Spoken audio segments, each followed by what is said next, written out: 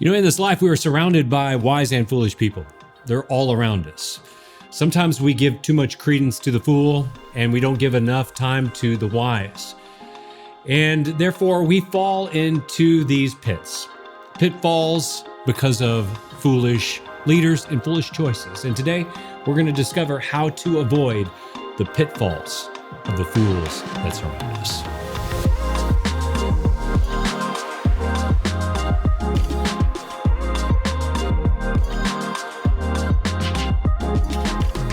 Hey everybody, welcome to the Vince Miller Show. I, of course, am Vince Miller. Excited to have you here. We are in the book of Ecclesiastes. We have a couple of chapters to go. Today, chapter 10. And if you remember, Ecclesiastes is a writing of Solomon, the wisest and richest man to have ever lived. He conducts these tests, and he calls everything smoke, vanity, which is why we're burning a little candle over here. And I hope that it doesn't get too smoky in here today. It's constantly too much smoke in here. Anyway, the vanity of this smoke is the reality of our lives, that we try to grab after things in our life, but it's like grabbing after smoke on this horizontal plane. And if you recall, if you've been studying with us, what Solomon does is he conducts all these various tests. There are 17 of them in 12 chapters. And today in chapter 10, we're just going to see one test. It's the test of avoiding the pitfalls of foolish leaders. Now, this is interesting because Solomon is the wisest man who ever lived, and yet we know that he still made some foolish decisions. You have to really understand that a man with 700 wives and hundreds of concubines is probably not the wisest man who ever lived. I have one wife, that's plenty at a time. I can't imagine having 700 women surrounding me all the time. Just let the thought go away. You don't want that situation. That would be foolish. And anyway, Solomon, the wisest man who ever lived, is going to show us how to avoid the pitfalls of a foolish leader. And remember, at the latter end of his life, he probably writes this as he is a little bit grumpy, but we all know that there are foolish leaders in life. I mean, all you got to do is turn on the news today to see foolish leaders. You can see foolish systems of government, foolish governors, foolish presidents. You can see foolish pastors and teachers. You can see just about any kind of foolishness you want today and be entertained by it, right? Just turn on social media and you'll be entertained by political satire and religious satire to the end of your days, which I love to watch because it's very entertaining at times because our foolishness is entertaining. What do you think you'll do next, Joe? Will you retire? I'll do what every worn down old guy does. I'm gonna fight Jake Paul. From New York, it's Saturday. But we are not here to discuss or to study the entertainment of foolishness. We are here to learn from the pitfalls of foolish leaders. So 5 pitfalls today, 5 pitfalls that we can avoid. And this is what I love actually about the church is that the church is just simply an imperfect entity. It's perfect in the mind of God, but it's imperfect because it's made up of imperfect people who are fallen and saved by grace. Therefore, when we are a part of a community, we get to learn from the wisdom of folly.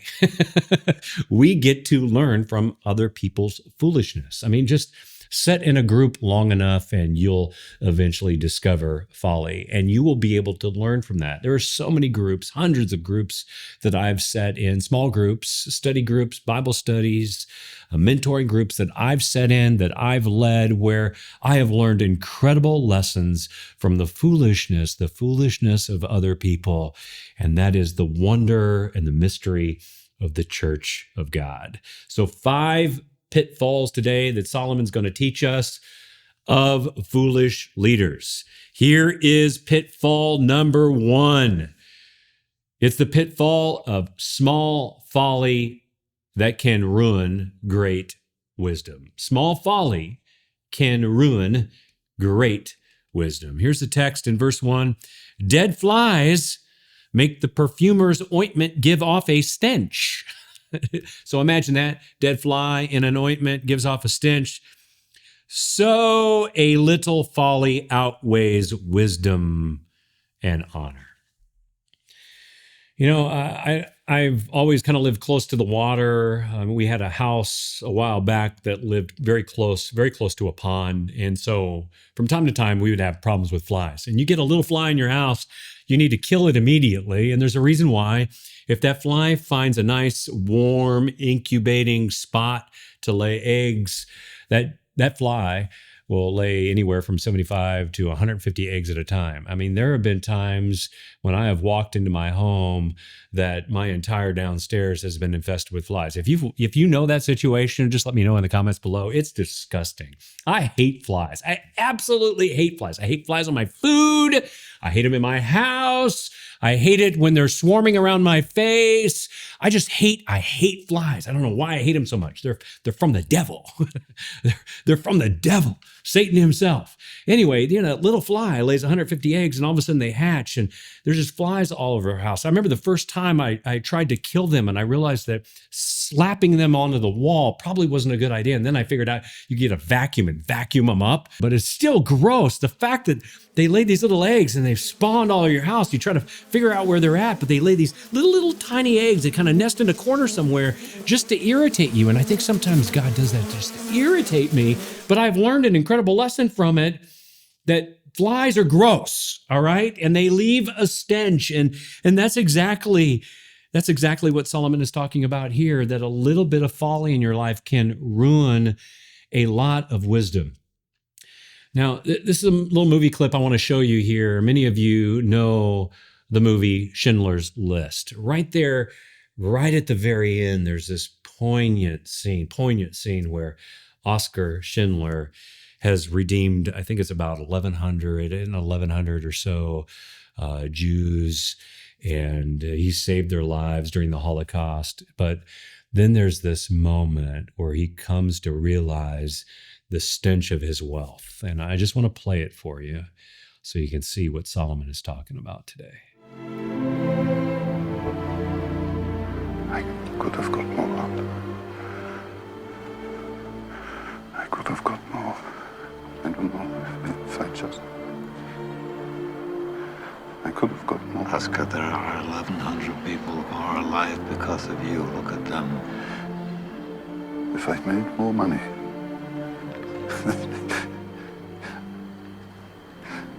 I threw away so much money. You have no idea. If I just... There will be generations because of what you did. I didn't do enough. You did so much.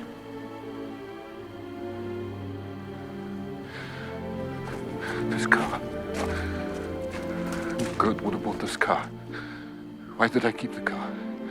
10 people right there.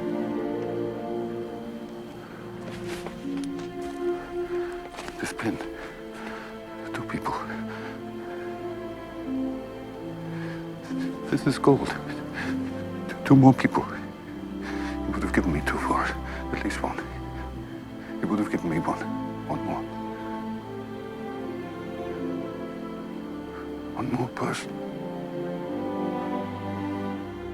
What I love about this clip is the fact that Oskar Schindler understands that there is still that stench of his wealth that he smells. Even though there's a wonderful scent of his redemption for a number of lives, he still can't get over the smell of those dead flies in his life. And it's remarkable to watch this video and realize this is the same guy who was in the movie Taken. That's hilarious. Liam Neeson, the same guy who says, "I will find you and I will kill you," is the guy who's the heroine of this story. But you see the point here. Just a little bit of folly can ruin great wisdom in your life. It's so true. And there have been so many moments in my life that I wish I could have taken away, little things that I've said, little things that I've done. I remember many years ago, there was this little moment with my middle child. We had gotten a new car. We were pulling into the garage, and I knew my son was going to get out of the back seat and that the door might swing open and then hit the car behind us because we were too close. And I told him multiple times, just be careful when you open the door. It might swing open and ding the door. And sure enough, he opens the door and he loses grip on it and it swings open. And the back door had this little point on it. And so it just put a little ding in the driver's door. And I remember sitting there trying to catch my breath. I was gritting my teeth and I began to kind of boil over, and everybody kind of looked at me as I responded. And I got out of the car, slammed the door, walked into the house. I didn't say a word, but I know that everybody saw what I did. And that little moment of folly kind of ruined for me a moment of control in my life. The funny thing is, the next day, my son did exactly the same thing. He opened the door again. And the strange thing is that for the next 5 years, I had to drive my car with 2 little dings in the driver door. Every time I got into the car, I was reminded of those 2 dings and that small amount of folly. It's like dead flies in ointment sometimes, isn't it? Just there as a stench to remind you. That's pitfall number 1 of a foolish leader. Small folly can ruin great wisdom. Pitfall number 2, stay steady when facing foolish leadership. You have to stay steady when you're facing a foolish leader.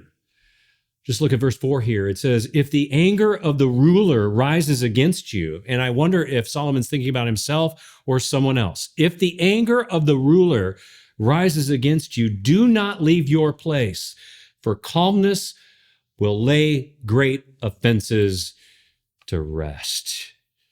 Okay, we're about to watch a movie clip again. I played a clip from this movie last time, but this is too good. This is one of the most epic moments of all time. I'm just going to play it. This is a man who stays steady when facing a foolish leader. Your fame is well-deserved, Spaniard. I don't think there's ever been a gladiator to match you. As for this young man, he insists you are Hector reborn. Was it Hercules? Why doesn't the hero reveal himself and tell us all your real name? You do have a name. My name is Gladiator.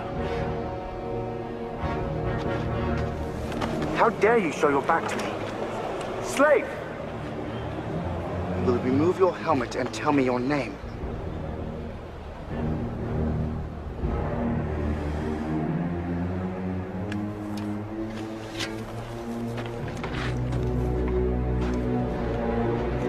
My name is Maximus Decimus Meridius, commander of the armies of the North, general of the Felix Legions, loyal servant to the true emperor, Marcus Aurelius, father to a murdered son, husband to a murdered wife, and I will have my vengeance in this life or the next. Oh, that is so good. There's that clip from that movie is epic. And it actually perfectly describes this moment. Stay steady when facing foolish leadership. You know, sometimes when we're facing a fool, we can often lose our composure. But here Maximus just brings everything under control. He's about to take his life. He realizes he shouldn't because Lucius is there. He then turns his back to him. He's forced to reveal himself. He takes a deep breath. I love that moment, a deep breath. Then you hear the climb of the music. Oh, so good, right? And then he says these words, and I will have my vengeance in this life or the next. And of course, we know that these verses here are not about vengeance because vengeance is left to God. But the way that he approaches and walks toward him as a foolish leader, as a reckless leader, he's just steady, calmly looks him in the eyes, stares him down with confidence, understanding that he's going to have a moment. He's going to have his moment. It's not now, but he's going to have that moment. Oh, if more Christian men and women live that way, wow, how much less foolishness would we perpetuate in our own lives when we're surrounded by fools? You know, this is one of the things I think we really need to practice in this life is patience under pressure. When you're under pressure, you need to allow your patience to trust in God. Trust in God through those times. Remain calm, even in the face of unfair treatment, and trust that God and his wisdom will prevail, whether through you or in some other way eventually. Pitfall number 3, speak carefully. Words reflect character. Speak carefully because your words reflect character. Here is verse 12 from chapter 10. It reads, "The words of a wise man's mouth win him favor, but the lips of a fool consume him." Oh, we say stupid things once in a while, don't we? We all have done that. Sometimes we say things that really reveal who we truly are. I was thinking about just pastors over the last couple of decades that have said or done foolish things over time. Here's a short list.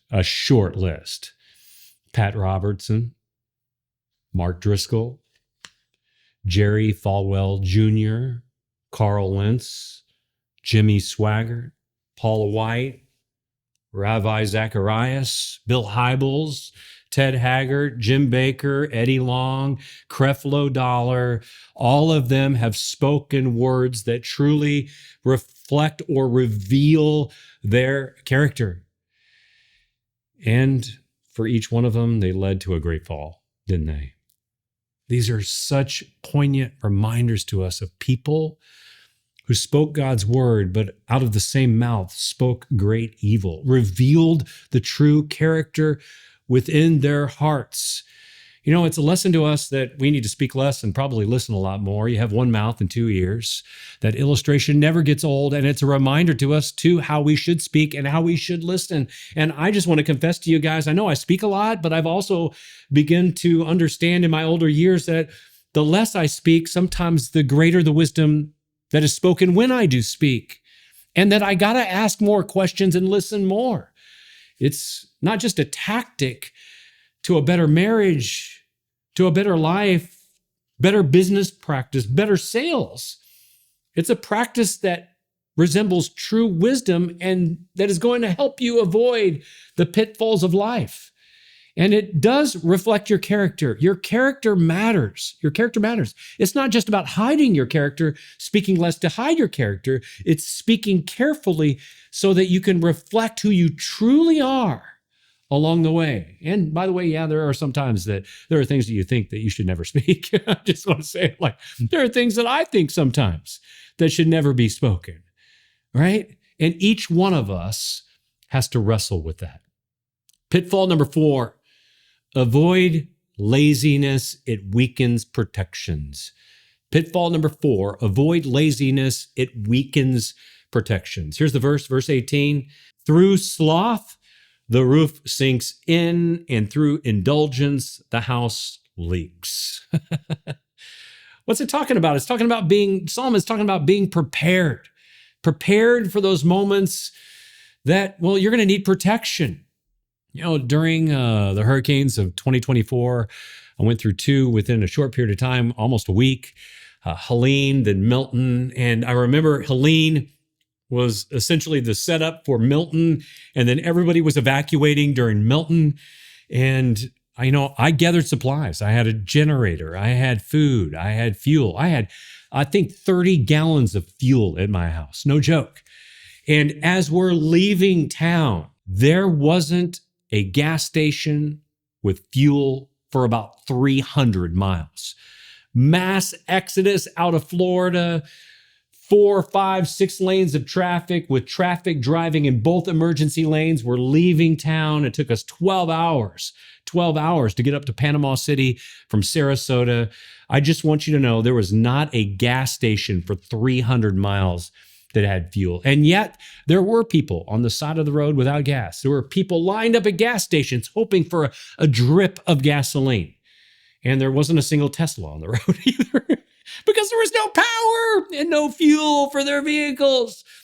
Sometimes it's good to not be lazy and make preparations. It's good to not be lazy and make preparations. I'm not saying you need to be an end of times prepper and you need to have 10,000 tons of food at your house, but you know what? A generator, some supplies, a gas, maybe a little protection, if you know what I mean. All are good things in case of an emergency. And I'm so glad that I had a generator that had gas and supplies and food when I got back home, and that I had the tools that I needed to do the work that needed to get done. And so do you. Sometimes some of you need to hear, stop being lazy. Stop putting off till tomorrow what you need to do today. Engage. Stop being lazy. Push yourself to be intentional. Take initiative and identify an area of your life where you need to take some initiative in your life, because weakness, because of laziness, will increase a very leaky house in your instance. Pitfall number 5. Respect authority and guard your words. Solomon comes back to this time and time again. Here's pitfall 5. Respect authority and guard your words. He talks a lot about words, not just in this chapter, but almost in every chapter. Here's verse 20. It reads, even in your thoughts, do not curse the king. Think about that for a second. Do not curse the president, the leader, nor in your bedroom curse the rich. For a bird of the air will carry your voice, or some winged creature tell the matter.